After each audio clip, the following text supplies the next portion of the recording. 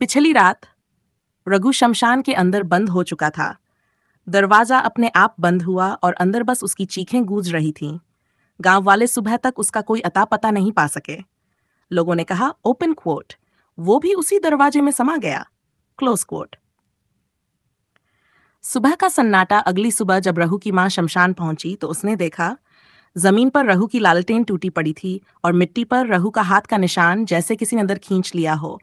पास में एक कागज पड़ा था जिस पर लिखा था, ओपन कोट, मत खोलना, दरवाजा जिंदा है, क्लोज कोट। मां चीख पड़ी, मेरा बेटा वापस लाओ।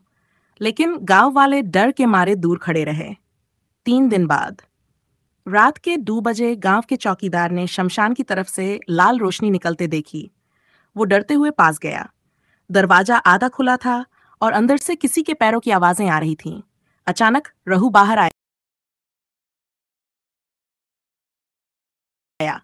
वो जिंदा था, पर उसका चेहरा बिल्कुल सफेद और आंखें लाल थीं। उसने धीमी आवाज में कहा, ओपन कोट, मुझे बचा लो, क्लोज कोट। चौकीदार ने पूछा, ओपन कोट, अंदर क्या था, क्लोज कोट।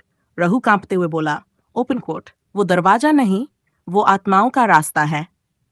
मैंने उसे देखा।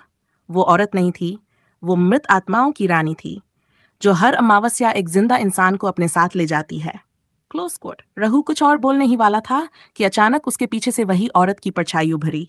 उसकी ही गूंजी, ओपन कोट, तू बाहर कैसे आया, तेरा वक्त तो खत्म हो चुका। और फिर अगले ही पल रघु की आंखें पलट गई। वो जमीन पर गिरा और उसका शरीर धुएं में बदल गया।